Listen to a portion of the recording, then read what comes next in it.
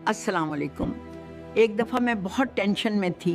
एक बात मुझे अंदर ही अंदर खाई जा रही थी, कुछ समझ में नहीं आ रहा था कि ख़ुद को कैसे संभालूं। कहते हैं कि अगर कोई टेंशन हो तो उसे दिल में ना रखो, अपने किसी प्यारे से कह दो ताकि आपके अंदर गुबार ना बने, क्योंकि जब तक इंसान अपने गम अपने अंदर रखता है तो अंदर ही अंदर घुटता रहता है। यही सोचकर मैंने सोचा कि मैं अपनी बात किसी से कह देती हूँ।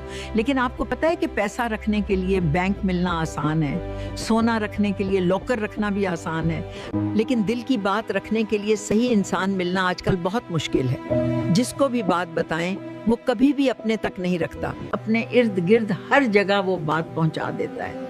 आपका राज राज नहीं रहता, क्योंकि आप जिससे भी अपनी बात करोगे, एक तो आप अपने घर के राज फाश करोगे, दूसरा अपनी कमजोरियां उसके हाथ दे दोगे।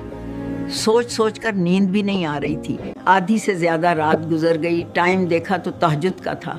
बस फिर क्या था, मुझे अपना प्यारा मिल गया। मैंने वजू किया, जाए नमाज पर बैठकर अपनी एक एक बात अपने प्यारे अल्लाह से कह डाली।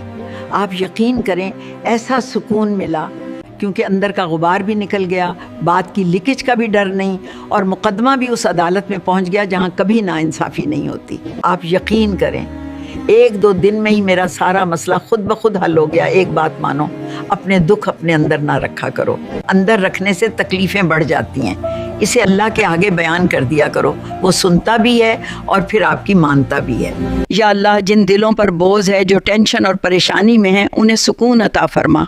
हमें अपने सिवा किसी का मोहताज ना बना। आमीन।